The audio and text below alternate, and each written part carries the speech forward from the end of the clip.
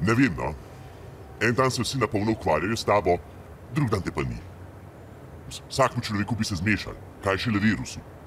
Ni nobenih pravil. Ko je bilo 1 let nazaj tavžen primerov na dan, je bila panika. Zdaj, ko jih je pa 2-krat toliko, pa kaj da meni. Mislim, ne vem, kdo je tukaj nor.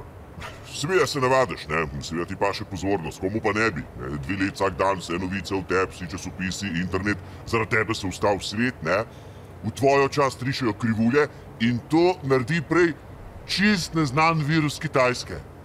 No, žal mi je samo, da oči ne topir, pa mama pangolin nisem nikoli videla vsega tega. No, in pa naenkrat to. Brez opozorila. Konc, korone ni več. Halo, pa to sploh ni res. Juhuhu, človeštvo, ej, jaz sem še tukaj. Ja, proba so nastaviti, ne, seveda, z razdaljami, pa z maskami, pa s cepivi. In pol, ker nič ni delal, so mi šli pa enostavno odmisliti. Ker je tako, da bi probal odmisliti kamion kavost naravnost proti tebi ali pa globalno segrevanje. Ja, normalno, ne, normalno, da se sprašuješ, a je z mano kaj narobe. Ne? A sem prepočas reagirala na ukrepe. Ne? Sem v zadnji različici bila mogoče preveč nežna. Pol vidiš, da sploh ni fora v tebi. Ne?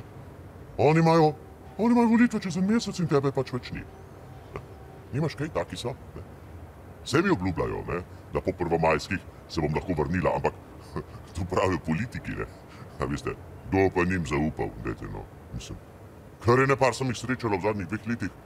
Prostite, grozno bitja. Ja, pa to pravim jaz, da sem virus.